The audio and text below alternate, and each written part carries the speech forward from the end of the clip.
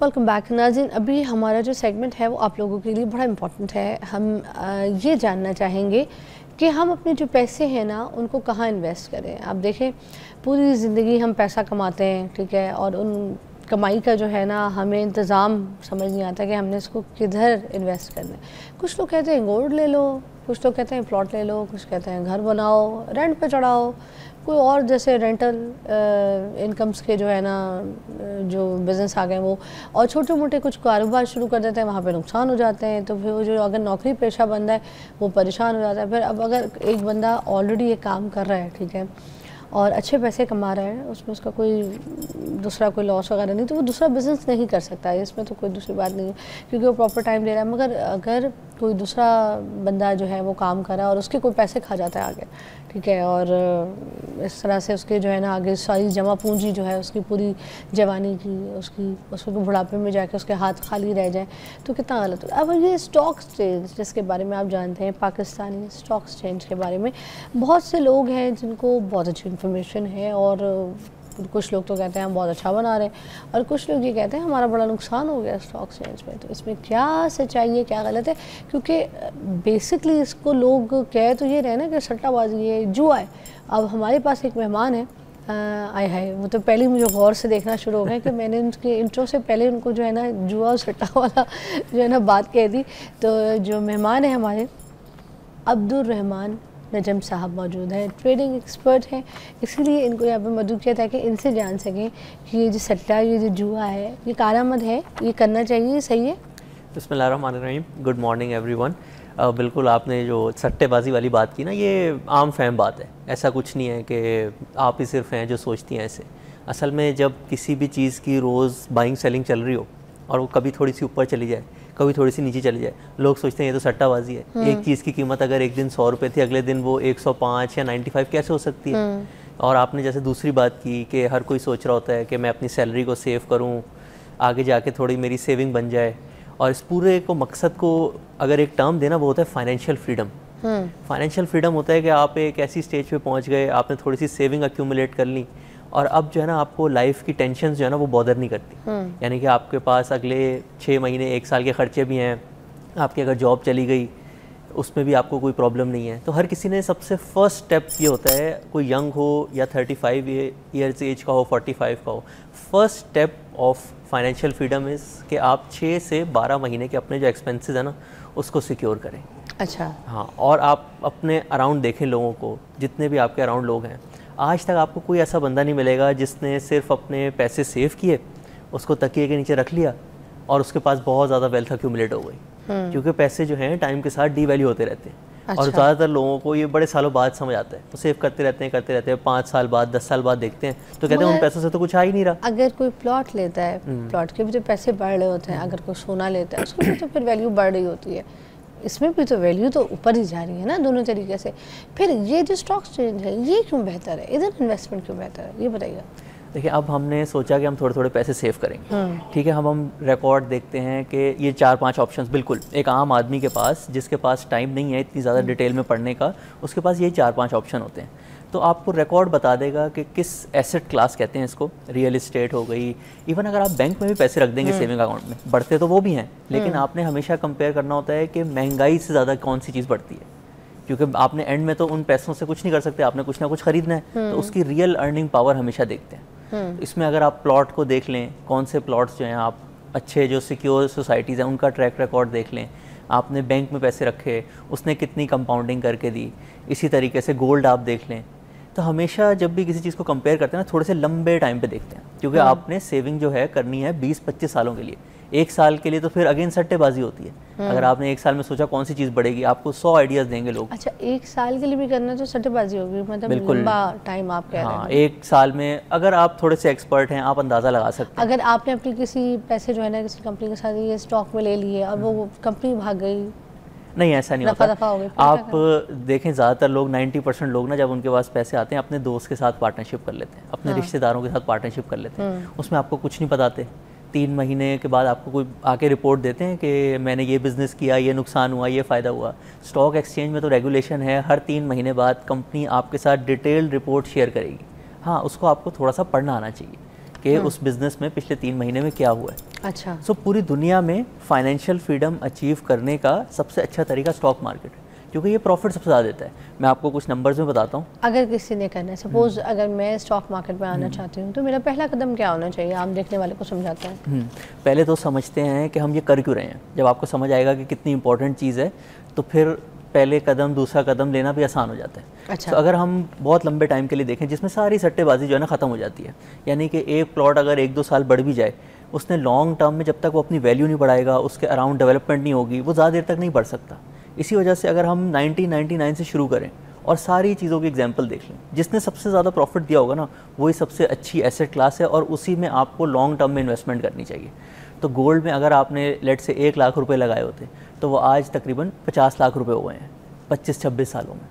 इसी तरीके से स्टॉक मार्केट में अगर आपने पैसे लगाए होते, तो इसका जो इंडेक्स आजकल हम हेडलाइंस में सुनते हैं 1,60,000 70,000 पे पहुंच रहा है, ये जब 1,000 का होता था। एक साल में बढ़ा है ना, 1.5 साल में ही बस ऊपर आया। इससे पहले 1999 में ये 1,000 पे होता था।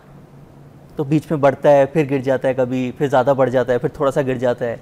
तो 1,000 से लेके 1,60,000 पे आज हम खड़े हैं। तो हुआ तो सारा कुछ मार्केट रेटिंग जो है ये अभी पिछले साल में ही हुई है ना।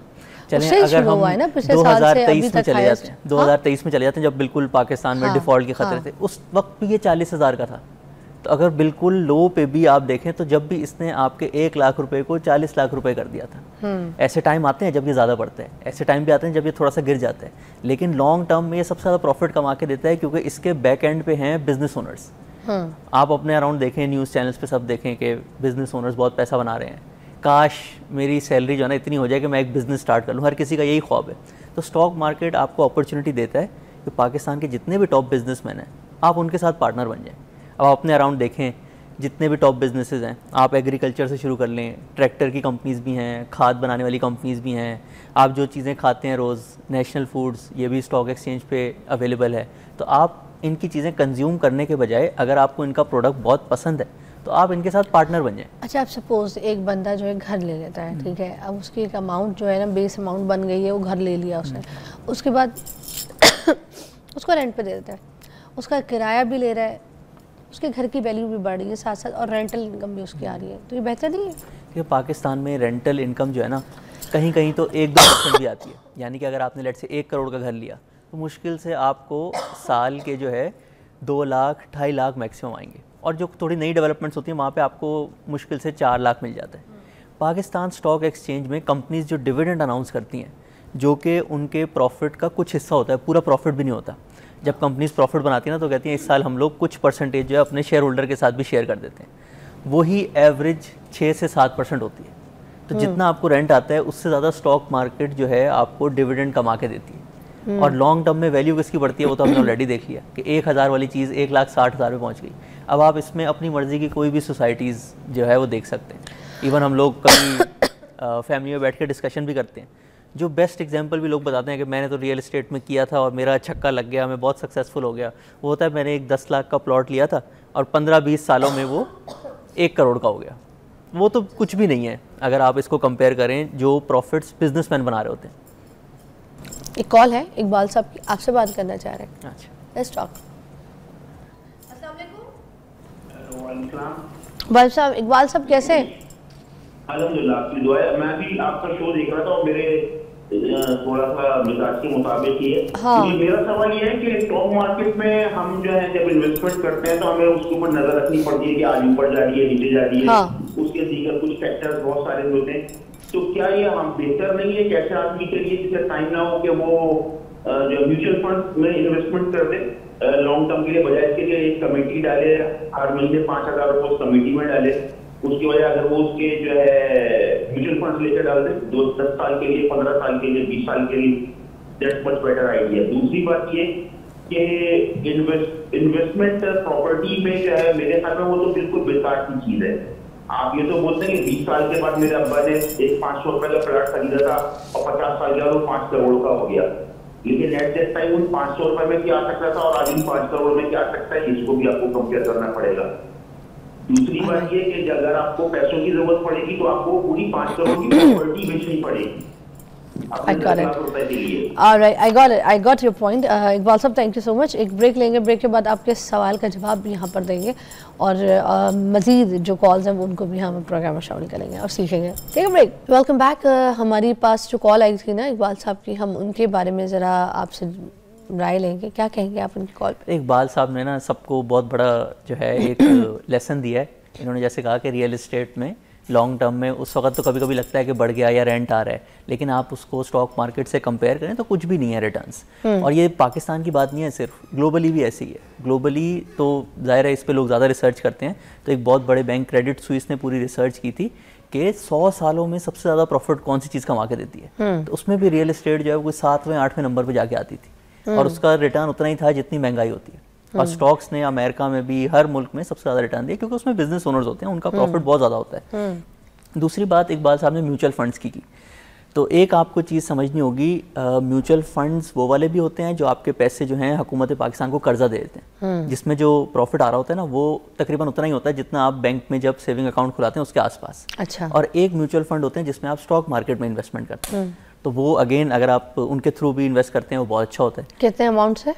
किसी भी अमाउंट से कर सकते हैं। आई थिंक चंद हज़ार रुपए से भी 5,000 रुपए से भी बहुत सारे अकाउंट खुल जाते हैं। म्यूचुअल फंड का अकाउंट तो शायद उससे भी कम से खुल जाता हो। अच्छा। लेकिन इसमें आपको एक चीज़ भी समझनी होगी कि उसमें फ़ीस भी होती है। और जब लेट से आपकी इन्वेस्टमेंट थोड़ी सी बढ़ गई, आपके पास 20-25 लाख रुपए गैदर हो गए, आपने इन्वेस्टमेंट की थोड़ी थोड़ी बढ़ते बढ़ते वो 20-25 लाख रुपए तक आ गई। अब जब अगर आपको कोई नॉलेज नहीं होगी, आप आँख बंद करके कर रहे होंगे तो आपको घबराहट होगी। और सबसे बड़ा रीज़न लोग जो है गलत टाइम पे स्टॉक्स बेच देते हैं जब लग रहा होता है कि थोड़े हालात ख़राब हैं, हालांकि वो बाइंग टाइम होता है। वो ये होता है कि उन्होंने कुछ बिल्कुल समझा नहीं होता। अच्छा, अब ये आम बंदा जो है वो तो इतना तेज़ नहीं होता, उसको पता नहीं होता ये बाइंग सेलिंग वाला टाइम। ठीक है, और ये जो है ना एक ब्लू चिप है, ब्लू चिप स्टॉक्स जो है वो क्या होता है? देखिए, आम बंदे को ना सिर्फ 2 चीज़ों का पता होना चाहिए। फिर वो जब थोड़ी सी उसकी इन्वेस्टमेंट बढ़ जाएगी ना, फिर वो अपने अंदर मजीद नॉलेज हासिल कर सकता है। पहली चीज़ उसको पता होनी चाहिए रिच वर्सेस पुअर माइंडसेट। और वो ये है कि अगर आपने 100 रुपये कमाया ना तो आपने 5 रुपये 10 रुपये अपने फ्यूचर के लिए सेव करने। और दूसरी चीज़ फिर उसको आपने कंपाउंडिंग पे लगाना है। और कंपाउंडिंग के लिए आपने स्टॉक मार्केट में इन्वेस्टमेंट करनी है। ब्लू चिप कंपनीज़ होती हैं कि वो कंपनीज जो काफ़ी बड़ी हो गई हैं, जो अपने हम अराउंड देखते भी हैं। और ज़ाहिर है कंपनी बड़ी हो जाएगी, उसके पास कैश बैलेंस भी ज़्यादा होता है, उसका बिज़नेस भी सिक्योर होता है, वो अपनी मार्केट में लीडर भी होता है, तो उसके नीचे जाने के चांसेस जो है वो काफ़ी ज़्यादा कम होते हैं। यानी कि ये कंपनीज़ होती हैं जो कि 100 बिलियन रुपीज़ तक इनका मार्केट कैप पहुँच गया होता है, तो इनका बिज़नेस दूसरों के मुकाबले में काफ़ी ज़्यादा सिक्योर होता है। अच्छा। और पाकिस्तान में जिस तरह की फाइनेंशियल लिटरेसी है, मैं आपको बताऊँ, अमेरिका में 60% लोग स्टॉक मार्केट में इन्वेस्ट करते हैं। अगर एक मुल्क के 60% लोग स्टॉक मार्केट में इन्वेस्ट कर रहे हैं तो जाहिर है वो मुश्किल तो नहीं हो सकती ना चीज़। इसी तरीके से इंडिया में भी तकरीबन 10% लोग स्टॉक मार्केट में इन्वेस्ट करते हैं। पाकिस्तान में 0.25% लोग इन्वेस्ट करते हैं। पाकिस्तान में लोग तबाह भी बहुत हुए और ये कहते हैं ना कि ये जैसे अगर गवर्नमेंट जो है वो भी मैनिपुलेट करती है मार्केट को, लेकिन बड़े बड़े बिजनेस ओनर्स जो है वो मैनिपुलेट करते हैं, आपको भी पता है। 1 साल कर लेगी, 2 साल कर लेगी, 25-26 साल तो नहीं कर सकती ना। तो एंड में जब बिजनेस प्रॉफिट कमा रहा होता है तभी स्टॉक मार्केट ऊपर जाती है। और ये सारी चीज़ें लोगों को बताने के लिए rich versus poor mindset, stock market में इन्वेस्टमेंट आसान तरीके से कैसे करते हैं, इसके लिए कुछ पढ़ना कोई नहीं, इसके लिए हमने स्टार्ट की है पाकिस्तान में फर्स्ट फाइनेंशियल फ्रीडम मूवमेंट। बल्कि मैं आपको भी इनवाइट करूंगा कि इसको ज्वाइन करें। और इसमें हम लोगों को जो है सारा बता रहे हैं कि किस तरीके से आपने अपनी सैलरी में से थोड़ा थोड़ा सेव करके आप बहुत ज़्यादा पैसे जो है वो एक्यूमुलेट कर लेते हैं, अपना फाइनेंशियल फ्रीडम अचीव कर सकते हैं, अपना फ्यूचर भी सिक्योर कर सकते हैं। और फिर आपको जो है ना आपके जो सेविंग्स होंगी उससे जो हर साल डिविडेंड आएगा वो आपकी सैलरी से भी ज़्यादा होगा। हमारा टारगेट है कि 1 मिलियन। मगर ये कितने टाइम के बाद ख्वाब दिखा के जा रहे हैं आप मुझे? देखें, अच्छा, कुछ आप इसको सेव करना शुरू करेंगे, साथ साथ आपकी प्रमोशन होती हैं, आप अपनी इन्वेस्टमेंट भी बढ़ा सकते हैं विद टाइम। तो इजीली ये 5 से 15 साल के बीच में आपका फाइनेंशियल फ्रीडम इजीली अचीव हो सकता है।